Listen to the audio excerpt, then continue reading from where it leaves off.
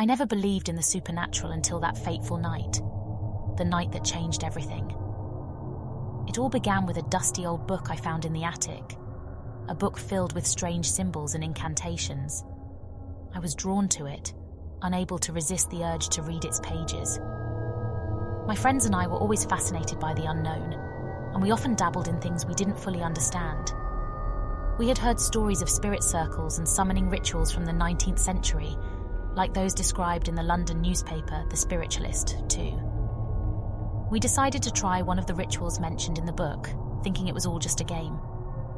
We gathered around an uncovered wooden table, our palms in contact with its top surface, just as the instructions had said. There were 5 of us, an equal number of males and females, and we made sure to place pointed lead pencils and clean writing paper on the table to write down any communications that might be obtained to her. The room was dimly lit, filled with the scent of burning incense.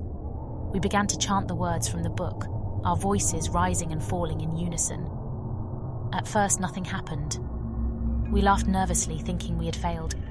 But then the room grew cold and a chill ran down my spine. The candles flickered and the shadows danced on the walls.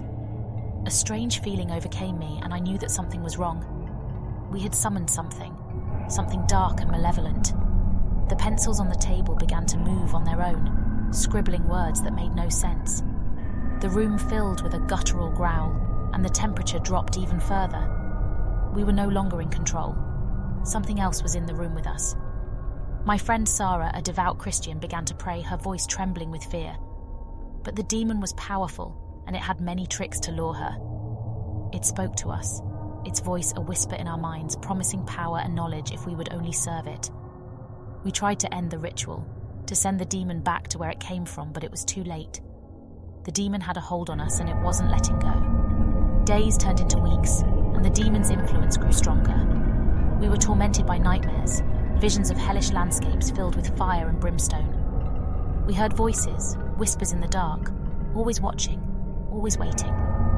We sought help from priests and exorcists, but nothing worked. The demon was too strong, too cunning.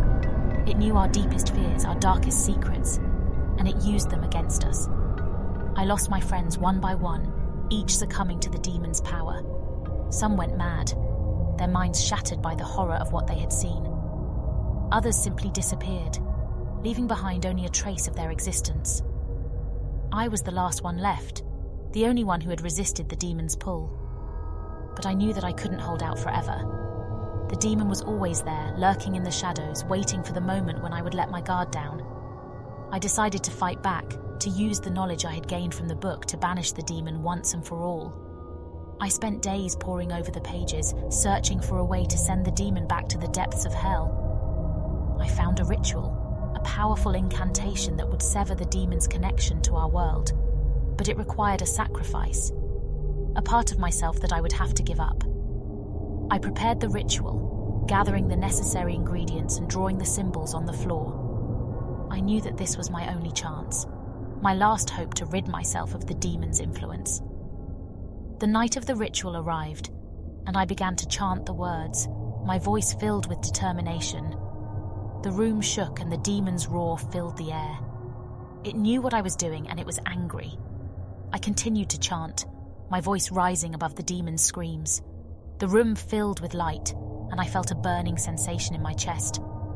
The demon was fighting back, trying to stop me, but I didn't give up. I chanted louder, my voice filled with power and conviction. The demon's screams grew louder, and the room shook with its fury. And then suddenly it was over. The room fell silent, and the demon's presence was gone. I had done it. I had banished the demon. But the victory came at a cost. I was changed, forever marked by the experience. I knew that I would never be the same again, that a part of me had been lost. I burned the book, hoping to erase the memories of what had happened. But I knew that I would never forget, that the demon's shadow would always be with me. I had played with forces I didn't understand, and I had paid the price. The demon was gone, but its legacy remained, a haunting reminder of the power of the unknown. I was free, but I was also broken, forever scarred by the horror of what I had done. The demon was gone, but its memory lingered, a dark and twisted reminder of the price of curiosity.